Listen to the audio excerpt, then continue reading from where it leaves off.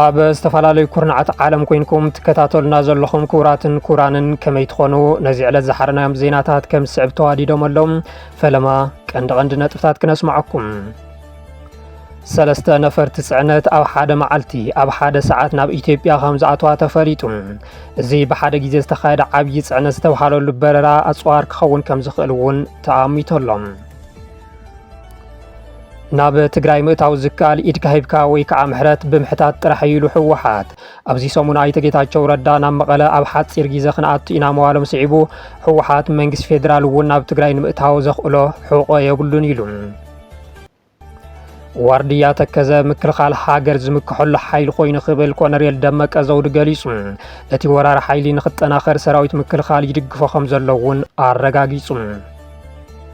ማዕኸን ዜና ሮይተርስ ኣብ ሱዳን ግዝኣት ዳርፉር መስካሕክሒ ጅምላዊ ጨፍጫፍ ምፍጻሙ ብምርመራ ኣቃሊዑ ዝብሉን ካልኦትን ዝርዝር ትሕዝቶኦም ሕዚ ክነስምዐኩም ኢና ሰናይ ጻንሒት ናብ ትግራይ ምእታው ዝከኣል ኢድካ ሂብካ ወይ ከዓ ምሕረት ብምሕታት ጥራሕ ኢሉ ሕወሓት ኣብዚ ሰሙን ኣይተ ጌታቸው ረዳ ናብ መቐለ ኣብ ሓፂር ግዜ ክንኣቱ ኢና መዋሎም ስዒቡ ሕወሓት መንግስቲ ፌደራል እውን ናብ ትግራይ ንምእታው ዘኽእሎ ሕቆ የብሉን ኢሉ ኣብዚ ሰሙን ካብ ትግራይ ሃዲሞም ኣብ ኣዲስ ኣበባ ዘዕቆቡ ነባራት ኣመራርሓ ኣብ ትግራይ ዘሎ ሓይሊ ኣልዮም ስልጣን ንምርካብ ዘኽእሎም ቤት ምክሪ ሰላምን ለውጥን ዝብል ምጥያሾም ዝፍለጥ እዩ ኣብቲ መድረኽ ዝተረኸቡ ኣማኻሪ ቀዳማይ ሚኒስትር ኣይተ ጌታቸው ረዳ ናብ መቐለ ኣብ ሓፂር እዋን ክንኣቱ ኢና ብምባል ብርግፀኝነት ምዝራቦም ዝዝከር እዩ ወሃብ ቃል ውድብ ሕወሓት ኣይተ ሚካኤል ኣስገዶም ምስቲ ልሳን ሕወሓት ዝኾነ ወይን ኣብ ዘካየድዎ ቃለ መሕተት ኣብ ኣዲስ ኣበባ ዝርከቡ ኣካላት ቤት ምክሪ ሰላምን ለውጥን ዝበሃል ኣጣይሾም ግን ኣበይ ኮይኖም እዮም ሰላም ኣበይ ኮይኖም ከ ለውጢ ከምፁ ይሓስቡ ክብሉ ዝሓተቱ እንትኾኑ ኩሉ ነገር ዝርእዎ ብዓይኒ መን ተረብሐ ወይ መን ተጎድአ እምበር ዕላማ የብሎምን ክብሉ ገሊፆም እቲ ኣብ ኣዲስ ኣበባ ዘሎ ሓይሊ መንግስቲ ፌደራል ዝኾነ ነገር ክገብር እሞ ተሓዚሎም ናብ ትግራይ ከኣቱ እዩ ባህጎም ዝብሉ ኣይተ ሚካኤል እንተኾነ ኣሽንኳይ ነዖም ሓዚል ከእትዎ ምስ ንባዕሉ እውን ናብ ትግራይ ዘእቱ ሕቆ የብሉን ኢሎም መቐለ ምስ ኣተና ክንኣቱ ኢና ኣብ ዝሓፀረ ግዜ ናብቲ ኢና ምንም ዘጠራጥር ነገር የለን ኣብ ሓፂር ግዜ ናብ ትግራይ ምእታው ትከኣል ወይ ኢድካ ሂብካ ወይም ድማ እዚ ትግራይ ጠሊመካ እየ ክሒደካ እየ ይቅርበለኒ ኢልካ ምሕረት ብምሕታት ኣይተ ሚካኤል ንጌታቸው ረዳ ናብ መቐለ ኣብ ሓፂር ግዜ ከም ዝኣቱ ክዛረቡ ምስምዖም ብምግላጽ መንግስቲ ፌደራል ንትግራይ ዝኾነ ነገር ክገብር እሞ ንሳቶም ስልጣን ክጭቡጥ ሕልሞም እዩ ኣብ ኣዲስ ኣበባ ዝርከቡ ንጌታቸው ረዳ መንግስቲ ፌደራል ናብ ትግራይ ንኽኣቱ ስጉምቲ ንኽወስድን በተደጋጋሚ ኣብ ኣደባባይ ሕቶ ከቕርቡ ምጽንሖም ይዝከር መንግስቲ ፌደራል እውን ነቲ ብንጌታቸው ረዳ ኣብ ልዕሊ ትግራይ ስጉምቲ ንኽወስድ ሕቶ ከም ዝቐረበሉ ብዕሊ ገሊጹ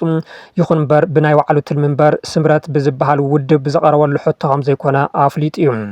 መንግስቲ ፌደራል እንተሰኣን ዓቕሙ ወይ ከዓ ልበዕብዩ ናብ ትግራይ ኣቱን ምስ በሎም ነቲ ኣብ ዓፋር ዝርከብ ንባዕሉ ሓይሊ ሰላም ኢሉ ዝተወደበ ዕጡቕ ሓይሊ ሒዞም ናብ ትግራይ ንኽኣቱ ምንቅስቃስ ከም ዝጀመሩ እዩ ዝግለጽ በዚ ድማ ኣብ ትግራይ ንሓደ ውድብ ተሓላቒ ኮይኑ እናበሉ ንሰራዊት ትግራይ ዘናሹ ዝነበሩ ጀነራላት ኣኪቦም ስልጣን ንምቁፃር ዘኽእሎም ቤት ምክሪ ሰላምን ለውጥን ትግራይ ብምባል ውዳበ ዕላው ገይሮም እዮም እቲ ብእንዲ ጀነራል ጻድቃን ገብረትንሳኤ ዝምራሕ ቤት ምክሪ ዝበልዎ ውዳብ ነቲ ኣብ ዓፋር ዘሎ ዕጡቕ ሓይሊ ብፖለቲካ ዝመርሕ ከም ዝኾነ ድማ ተፈሊጡ እዩ ሕዳ ምንቅስቃሳቶም ብዓይኒ ዕላማ ዘይኮነ ዝርእዋ ብዓይኒ መን ተረብሐ መን ተጎድአ እያ ማለት እዩ ስለዚ ኣብ ረብሓ ዝተንጠልጠለ ርክብ ስለ ዝኾነ ዘለዎም ገና ካብዚ ንላዕሊ ክበታተኑ ሰለስተ ነፈርቲ ጽዕነት ኣብ ሓደ መዓልቲ ኣብ ሓደ ሰዓት ናብ ኢትዮጵያ ከም ዝኣተዋ ተፈሊጡ እዚ ብሓደ ግዜ ዝተኻየደ ዓብዪ ናይ ጽዕነት በረራ ኣጽዋር ክኸውን ከም ዝኽእል እውን ተኣሚቱ ኣልዩሽን ኣይኤል 76 ዝዓይነተን ናይ ጽዕነት ነፈርቲ ኣብ ሓደ ሰዓት ተበጊሰን ኩለን ናብ ኢትዮጵያ ከም ዝኣተዋ ምስልታት ሳተላይት ኣረጋጊጾም እተን ነፈርቲ ካብ ሕቡራት ዓረብ ኤሚሬትስ መዕርፎ ነፈርቲ ኣልዓይን ኣሪፍን ራስ ኣልካይማንን ዝተበገሳ ምዃነን ዘረጋገጹ ምስልታት ሳተላይት መዕለቢ ሰለስቲአን ናይ ጽዕነት ነፈርቲ ድማ ኢትዮጵያ ምዃና ተረጋጊጾሎም እዚ ፍጻመ ብሓደ ግዜ ዝተፈጸመ ዓብዪ በረራ ነፈርቲ ጽዕነት ከም ዝኾነ እውን ተገሊጹ ትማሊ እውን ብተመሳሳሊ ካብ መዕርፎ ነፈርቲ ራስ ኣልካይማ ዝተበገሰት ነፋሪት ጽዕነት ኣብ ኢትዮጵያ ብሾፍታ ዝርከብ መደበር ኣየር ሓረር ሜዳ ከም ዝዓለበት ተረጋጊጾሎም እዚ ብተደጋጋሚ ዝካየድ ዘሎ በረራ ነፈርቲ ጽዕነት ኣጽዋር ክኸውን ከም ዝኽእል እውን እቶም ዝወፁ ሓበሬታታት የመልክቱ መንግስቲ ኢትዮጵያ ዋላ እኳ ኣብ ዝሓለፉ 3 ዓመታት ብተኸታታሊ ካብ ኤሚሬትስ ኣጽዋር ምእታው እንተዘይቋረጸ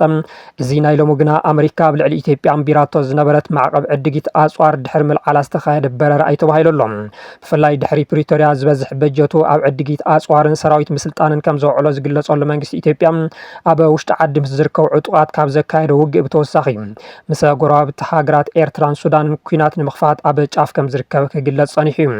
ኣብ ልዕሊ ትግራይ እውን ዳግማይ ወራርን ምፍጻም ካብ ወርሒ ጥሪ ጀሚሩ ኣብ ውሽጥን ወሰንን ትግራይ ማዕለያ ዘየብሉን እግረኛ ሰራዊትን ከበድቲ ኣጽዋርን ደኪኑ ከም ዝርከብ ዝፍለጥ እዩ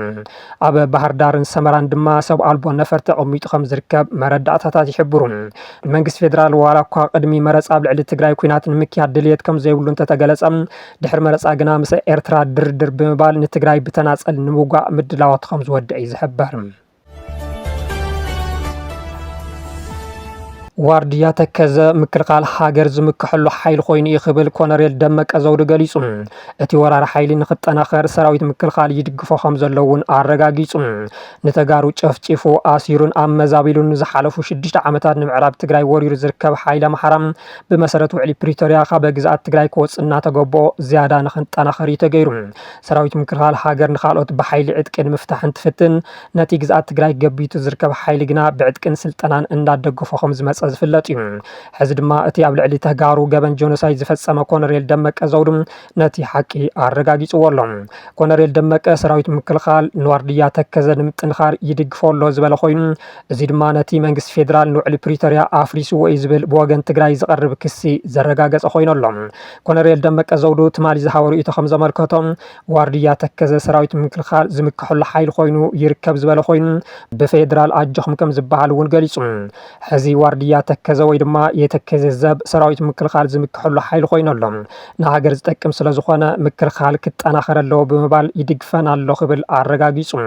መንግስቲ ፌደራል ኣብ ዝሕዚ እዋን ግዛኣት ትግራይ ንዘይምምላስን ትግራይን ኣምሓራን ንዘለኣለም ንምድማይን መበገሲቲ ኩናት ንዘይኮነ ግዛኣት ትግራይ ጆሆ ሒዙ ይርከብ በዚ እውን ነቲ ምዕራብ ትግራይ ዝርከብ ወራሪ ሓይሊ ከምኡ እውን ኣብ ዓፋር ዝርከብ ዕጡቕ ሓይሊ ብሙሉእ ዓቕሙ ብምድጋፍ ንትግራይ ንምዝራግ ይሰርሕ ካብ ምህላው ንላዕሊ ምዕራብ ትግራይ ማእኸል ዕጡቕ ሓይሊ ከም ዝገበሮ እዩ ዝግለጽ በዚ እውን ህዝቢ ኣብ ስጋኣት ይነብር ሃፍቲ ትግራይ ይብዝበዘሎ ግዛኣት ትግራይ መንጢሉ ቀስ ብቐስ ንስልጣን መንግስቲ ፌደራል ስጋኣት ዘይትኸውን ትግራይ ንምፍጣር ቆሪጽ ይሰርሕ ከም ዘሎ እዩ ዝግለጽ ኣብ ሱዳን ማዕቀው ስደተኛታት ተጋሩ ከቢድ ሓደጋ ከም ዘጋጠመ ተገሊጹ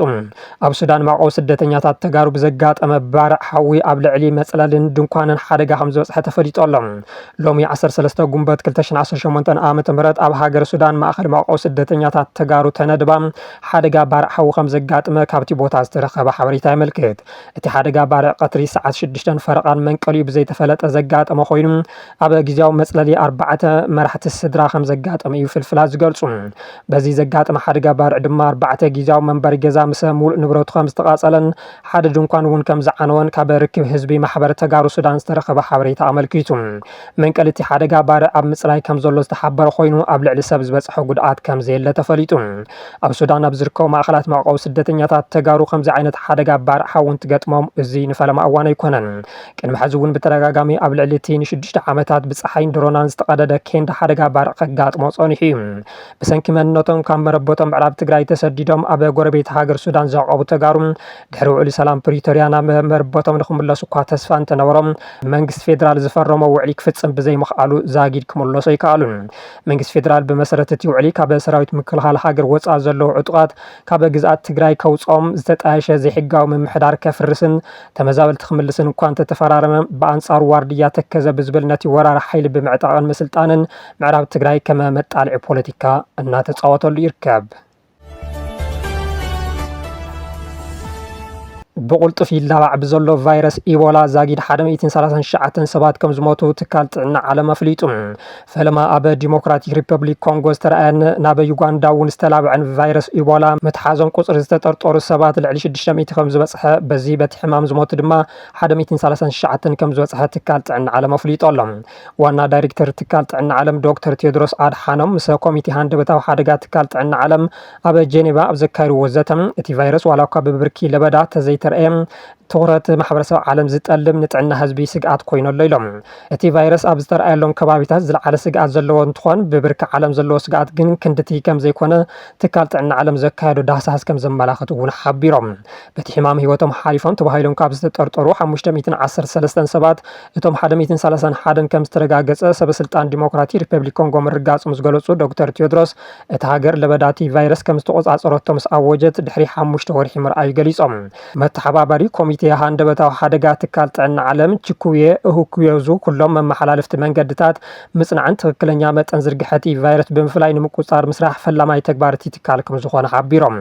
እዚ ዓይነት ቫይረስ ኢቦላ ብቕልጡፍ ይላባዕ ከም ዘሎ ሰብ ሞያ ጥዕና ዲሞክራቲክ ሪፐብሊክ ኮንጎ ከም ዝገለጹን ካብቶም ዝተጠርጠሩ 600 ሰባት እቶም 51 በቲ ቫይረስ ምጥቅዖም ከም ዝተረጋገጸን ዶክተር ቴዎድሮስ ሓቢሮም ትካል ጥዕና ዓለም እቲ ኣብ ዲሞክራቲክ ሪፐብሊክ ኮንጎ ተራእዩ ዘሎ ቫይረስ ኢቦላ ስግኣት ጥዕና ሕብረተሰብ ኢሉ ምእዋጁ ይፍለጥ እቲ ቫይረስ ቡንዲ ቡጉየ ስትሬን ዝተባሃለ እንትትከውን ቅድሚ ሕዚ ካብ ዝተረኣዩ ዓይነታት ቫይረስ ተፈለየን ክትባት ዘይተነፀረሉ ምዃኑ እውን ጸብጻባት ሓቢሮም ቫይረስ ኢቦላ ኣብ ዲሞክራቲክ ሪፐብሊክ ኮንጎ ካብ ዝተረኣየሉ 1976 ኣቆጻጽራ ፈረንጂ ጀሚሩ ነዚ ናይ ሎሚ ሓዊሱ 17 ግዜ ለበዳቲ ቫይረስ ከም ዝተረኣየ ተገሊጹ ብ2014 ዓመት ፈረንጂ ኣብ ሃገራት ምዕራብ ኣፍሪካ ብዘጋጠመ ለበዳ ሕማም ኢቦላ 28 ሰባት በቲ ቫይረስ ከም ዝተተሓዙን ካብዚኦም እቶም 11,000 ሂወቶም ምሕላፉን ይዝከር ካብቶም ቀተልቲ ዝበሃሉ ብቫይረስ ዝመፁ ሕማማት ሓደ ዝኾነ ኢቦላ ብምንኽኻ ከም ደምን ካልኦት ዝበሉ ካብ ሰውነት ደቂ ሰባት ብዝወፁ ፈሰስትን ዝመሓላለፍ እዩ ማዕኸን ዜና ሮይተርስ ኣብ ሱዳን ግዝኣት ዳርፉር መስካሕክሒ ጅምላዊ ጨፍጫፍ ምፍጻሙ ብምርመራ ኣቃሊዑ ሮይተርስ ዘካየዶ ሰፊሕ ምርመራ ሓይሊ ቅልጡፍ ደገፍ ሱዳን RSF ኣብ ወርሒ ጥቅምቲ 2025 ዓመት ፈረንጂ ነታ ኣብ ዞባ ዳርፉር ብሰራዊት ሱዳን ተታሒዛ ዝነበረት ስትራቴጂካዊት ከተማ ኤልፋሻር ሙሉእ ብሙሉእ ድሕሪ ምቁፅጻሩ ኣብ ውሽጢ 3 መዓልታት ዝተፈጸመ ተኸታታሊ ህልቂት ካብ ፍርዲ ወጻኢ ዝፍጸም ቅትለታትን ምግሃዝ ሰብኣዊ መሰላትን ምስናዱ ተፈሊጡ እቲ ሞት ኣብ ዳርፉር ብካሜራ ዝተቀረጸ 3 መዓልታት ዘስካሕካ ፍጻመታት ብዝብል ርእሲ ዝተዳለወ ሰነዳዊ ፊልሚ ብባዕሎም ቦቶም ዕጡቃት RSF ዝተቀድሑን ኣብ ማሕበራዊ መራኸቢታት ካብ ዝተወዝዑን ብኣማይቲ ዝቁጸሩ ቪድዮታት ዝተመርኮሰ እዩ ሮይተርስ ምስ ፕሮጀክት ምክትታል መሰኻኽር ሱዳን ዝሰርሕ ኮይኑ ጂኦግራፊያዊ መረዳእታታት መርትዖታት ቪድዮን ጸብጻባት ካብ ሞት ዝደሓኑ ሰባትን ብምጥርናፍ ካብ 25 ክሳብ 27 ጥቅምቲ 2025 እታ ከተማ ድሕሪ ናይ 18 ዋርሕ ኣብ ትሕቲ ዕጡቃት ዝወደቐትሉ ዘስካሕካ ቀደም ተኸተል ፍጻመታት ዘካተተ እዩ እቲ ምርመራዊ ጸብጻብ ኣብቲ ብኣቡ ሉሉ ወይ አልፋሽር ኣራጅ ዝፍለጥ ብርጋዴር ጀነራል RSF አልፋታህ አብደላህ እድሪስ ዘተኮረ ኮይኑ ሮይተርስ ሓቀኛ ምዃኖም ኣብ ዘረጋግጸሎም 4 ቪድዮታት እታ ከተማ ብዓመጽቲ ኣብ ዝተተሓዘትሉ እዋን ብውሕዱ 15 ዘይተዓጠቑ ንጹሃት ዜጋታት ብሓደ ኢዱ እናተኮሰ እንትቀትሎም ዘርኢ ብሮይተርስ ቃል ምሕተት ዝተገበረሎም መሰኻኽር ዓይኒ እቲ ጀነራል ነቲ ኣብ ልዕሊ ደቂ ኣንስትዮ ህፃናትን ሓንቲ ነፍሰ ጹር ጓል ኣንስተይቲ ዝርከብዎም ንጹሃት ሰላማውያን ሰባት ዝፈጸሞ ዝነበረ ጅምላዊ ቅትለት ኣቃሊዕዎሎም እቲ ዝተፈጸመ ግፍዕታት ካብ ዓውደ ውግእ ወጻኢ ዝካየድ ሰፊሕ ጅምላዊ ማእሰርቲ ቅትለት ፈተሻ ገዛ ንገዛ ጉሕለትን ኣብ ልዕሊ ነበርቲ ዘርኢ መሰረት ዝገበረ ጽርፍን ምውራድን ዘጠቓለለ ምዃኑ እውን ተረጋጊጹ ቅድሚ ሕዚ ኣብ ሕቡራት ሃገራት ዝወፀ ጸብጻብ ኣብታ ከተማ ልዕሊ 6,000 ሰባት ብግፍዒ ከም ዝተቐተሉን ገለ ካብቲ ዝተፈጸመ ግፍዕታት ድማ መለለይ መጽናት ዓልየት ዝሓዘ ምዃኑ ይሕብር ሮይተርስ ወሲኹ ኣዛዚ ሰሜን ዳርፉር ጌዶ ሓምዳን ኣቡ ናሹክ ዝርከብዎም ካልኦት ላዕሎት ኣዘዝቲ RSF ኣብቲ ቅትለት ዝተፈጸመሉ ቦታ ከም ዝነበሩ ብምግላጽ ኣቡ ሉሉ ብዓለም ለኸ ማሕበረሰብ ስለ ዝተኾነነን ጸቕጢ ስለ ዝተገበረሉን በቲ ዕጡቕ ሓይሊ ንሓፂር እዋን ተኣሲሩ ብሕቡእ ተፈቲሑ ናብ ቅድመ ግንባር ከም ዝተመለሰ ሮይተርስ ዝጠቐሶም ፍልፍላት ይሕብሩ RSF ነቲ ክሲ ነጺጉ ነቲ ግሰት ይምርምር ከም ዘሎ እኳ እንተገለጸ ዛጊድ ግን ወግዓዊ ውፅኢት ኣይዘርግሐን